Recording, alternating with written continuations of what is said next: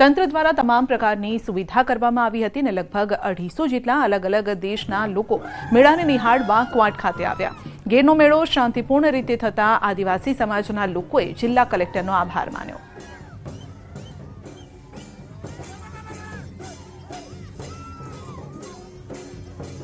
ગીરના મેળાના આયોજન થયા હતા અને એમાં બહુ બધા લોકો ગીરની ટુકડીઓ અરાઉન્ડ 26 થી 30 ગીરની ટુકડીઓને પાર્ટિસિપેટ કર્યા છે, પોતાની રીતે રમ્યા છે અને આપણે ડોમમાં પિથોરા પેઇન્ટિંગ અને એમના જે પરફોર્મન્સીસ છે લોકલ ટીમના એના પણ આયોજન કરવામાં આવ્યા હતા. એમાં પણ બધી ટુકડીઓ અને બધી જે લોકલ અહીંયાની ટીમ હતી એમને પાર્ટિસિપેટ કર્યું સ્ટેજ ઉપર. આદિવાસી સમાજના લોકો પ્રકૃતિ પૂજક કહેવામાં આવે છે. આદિવાસી સમાજના લોકો અને વન વિભાગના અધિકારીઓએ બેનર સાથે આદિવાસી નૃત્ય ગાન સાથે મેળાની મજા માણી લોકોને પર્યાવરણ બચાવવા સંદેશ આપ્યો.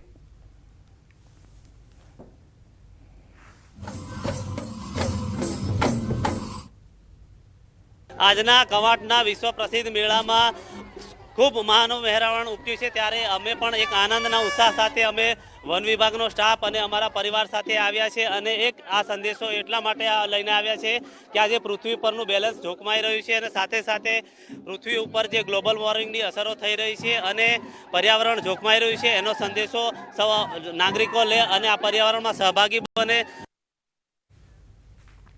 દર વર્ષે હોળીના ત્રીજા દિવસે ક્વાંટ ખાતે ગેરનો મેળો યોજાય છે. આદિવાસીઓ ઘેરૈયા બની માનતા પૂરી કરે છે. આદિવાસીઓની વિશેષ સંસ્કૃતિ, પરંપરા, જીવનશૈલીનો અનોખો સંગમ જોવા મળે છે.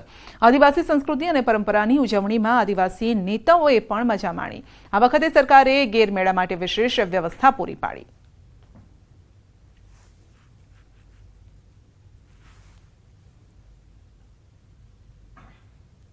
આજે કવાંટનો ગેરનો મેળો ખૂબ ઉત્સાહ અને આનંદથી ઉજવાઈ રહ્યો છે.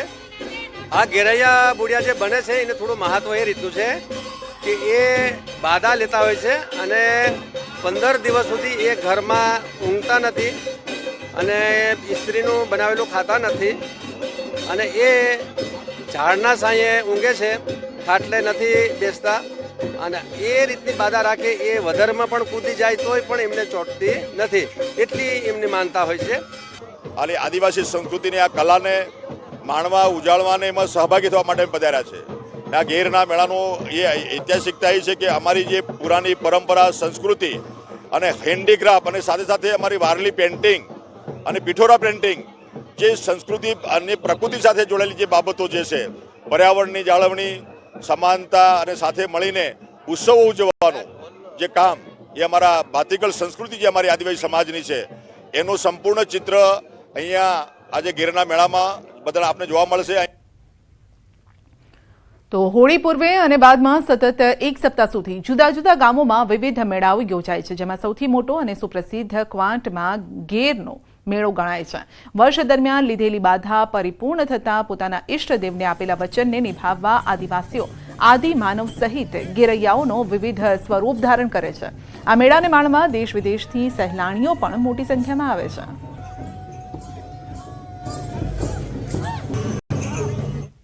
આદિવાસીની જે પરંપરા છે અને અમારી જે સંસ્કૃતિ છે એ અમે 12 મહિનાથી અમે તૈયારી કરતા હોય છે અને ગામે ગામના લોકો પણ અહીંયા ગેર મેળો કરવા વિદેશથી પણ લોકો આવે છે. इटली से आए हुए हैं और इनको इस फेस्टिवल में आने का बड़ा सौभाग्य प्राप्त हुआ है, इन लोगों का कहना है. और इन लोगों को यहाँ आकर पता चला है कि गुजरात में अभी भी कल्चर बाकी है और ये कोशिश करेंगे कि आने वाले दिनों में सारे फेस्टिवल गुजरात के अटेंड कर सके. ગોધરા તાલુકાના લાડપુર ગામે પરંપરાગત ચાડિયાનો મેળો યોજાય છે, જ્યાં સંતાન પ્રાપ્તિ માટે આસ્થા સાથે હજારોની સંખ્યામાં જનમેદની ઉમટે છે. મેળાની એક ખાસ વાત એ છે કે અહીં પોલીસ બંદોબસ્તની માંગણી કરવામાં આવતી નથી. ગામના જ સ્વયંસેવકો દ્વારા સમગ્ર મેળામાં વ્યવસ્થા જળવાય છે. ચાડિયાની માનતાની પરંપરા મુજબ જેની મનોકામના પૂર્ણ થાય એના દ્વારા મેળા સ્થળે આવેલા ઊંચા મહુડાના વૃક્ષ ઉપર તૈયાર કરાયેલ જગ્યાએ શ્રીફળ અને ગોળ બાંધવામાં આવે છે. જ્યારે સંતાન પ્રાપ્તિ માટે માનતા લેનાર શ્રદ્ધાળુ આ શ્રીફળ અને ગોળ લેવા માટે વૃક્ષ પર ચઢે છે.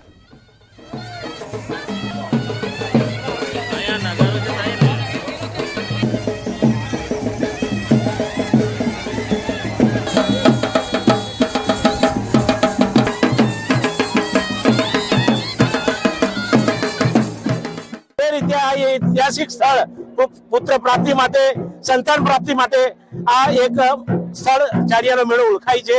અહીંયા ગોધરા તાલુકાના પૂર્વ વિભાગના તમામ આગેવાનો, રાજકીય આગેવાનો, અમારા ઘેરૈયા, હોળીના રસિકો, બહેનો, ભાઈઓ, ઢોલ નગારા સુધી અહીંયા હોળીથી માંડીને તહેવાર ચાલે છે.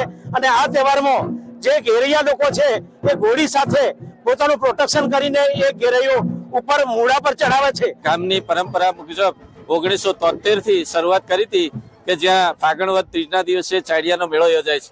આ યોજવાનું કારણ કે તત્કાલીન અમારા ગામના પોલીસ પટેલ રામસિંહભાઈ પટેલ સાહેબ કે જેઓને વિસ્તારમાં દીકરીઓ હતી પરંતુ એમને પુત્ર નહોતો, એટલે એમને પુત્ર પ્રાપ્તિ માટે સંકલ્પ કર્યો અને 1973માં આ ચાડિયાના મેળાની શરૂઆત થઈ હતી. અને 1974માં એટલે કે 1 વર્ષ પછી એમના ત્યાં પુત્રનો જન્મ થયો હતો. પ્રથા અમારે વર્ષોથી ચાલતી આવે છે ચાડિયો બાંધવાની. આજે અમારા ગામમાં કરસિંગભાઈ કરીને સંચેલાવના વતની એમનો ચાડિયો બાંધ્યો હતો. એમને જે બી કઈ મતલબ અમારા ગામમાં પ્રથા છે કે સંતાન નહીં હોય એમ એ લોકો ચાડિયો બાંધે છે. આ વખતે કરસિંગભાઈએ બાંધ્યો છે. ત્યારે એમની કૃપા થાય એમને બી સંતાન આપે ભગવાન, એવી ગામ લોકોની અને બધાની મનોકામના. સાડીઓ બાંધવાથી મનોકામના પૂરી થતી હોય છે, એટલા માટે મેં શેર માટેની ખોટ છે એટલા માટે મેં સાડીઓ બાંધ્યો છે. અને બધા વડીલોની આશીર્વાદ લઈને ચાલીશ અને જે બી આગળ હશે મેં માનતા રાખીશ અને મારું મનોકામના પૂરી થાય એવી હું બધાની આશા રાખું છું. અને આવતા વર્ષમાં મારા તરફથી જે બી કરવાનું છે, ગોળ ધોના, મીઠાઈ, પેંડા જે બી કરવાનું છે એ કરીશ. મારા પપ્પાને પુત્રની પ્રાપ્તિ માટે આ ચાડિયાનું ઉદ્ઘાટન કરેલ. અમદાવાદના એલજી હોસ્પિટલમાં લાઇટ ગુમ થવાના મામલે રાજકારણ ગરમાયું છે. વિપક્ષ નેતા શહેજાદ ખાન પઠાણે એલજી હોસ્પિટલની મુલાકાત લીધી. એએમસી વિપક્ષ નેતાએ કહ્યું કે કમિશનર સહિત હોસ્પિટલની બેદરકારીથી આ ઘટના બની છે. એએમસી બાઉન્સર પાછળ 244 કરોડ રૂપિયા ખર્ચે છે, પરંતુ હોસ્પિટલમાં સુવિધાના નામે મીંડું છે.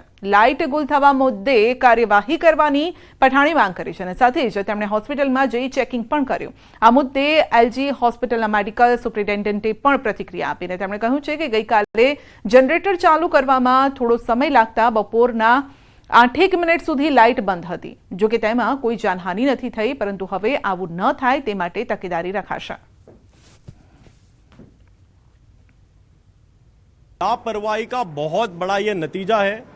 एक तरफ हजारों मरीज एलजी अस्पताल में अपना इलाज कराने आते हैं और 20 मिनट तक लाइट चले जाना, मैं मानता हूं इससे बड़ी शर्मनाक घटना नहीं हो सकती.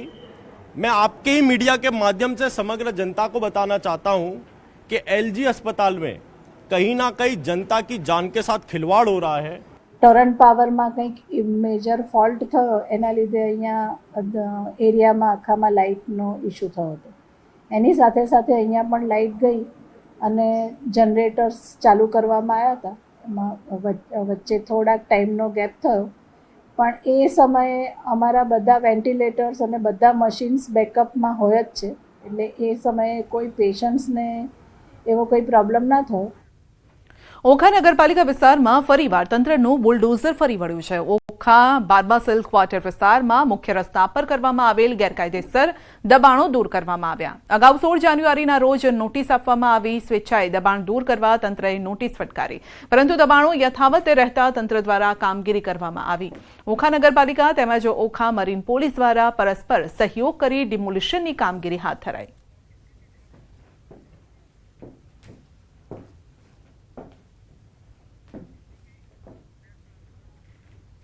મુંબઈ ઇન્ડિયન્સે હરમનપ્રીત કૌરની કેપ્ટનશીપમાં બીજો WPLનો ખિતાબ જીત્યો છે. મુંબઈ માટે હરમનપ્રીત કૌરે શાનદાર પ્રદર્શન કર્યું. ટીમને જીત અપાવી હતી અને આ પહેલા વર્ષ 2023માં મુંબઈની ટીમે દિલ્હી કેપિટલ્સને હરાવી અને ચેમ્પિયન બની હતી. રિલાયન્સ ફાઉન્ડેશનના ચેરપર્સન નીતા અંબાણીએ ટીમનો જુસ્સો વધારતા કહ્યું છે કે મને મારી દીકરીઓ પર પૂરો વિશ્વાસ હતો. તેઓ અણનમ છે અને આ વિજય વધુ ખાસ છે કારણ કે તેઓએ ઘર આંગણે આ ટ્રોફી જીતી છે. વધુમાં તેમણે કહ્યું છે કે MI હવે WPL ઇતિહાસમાં સૌથી સફળ ટીમ છે. મને ગર્વ છે કે અમારી ટીમના ખેલાડીઓએ ટોચના સન્માન ઓરેન્જ કેપ, પર્પલ કેપ અને મોસ્ટ વેલ્યુએબલ પ્લેયર એવોર્ડ જીત્યા છે.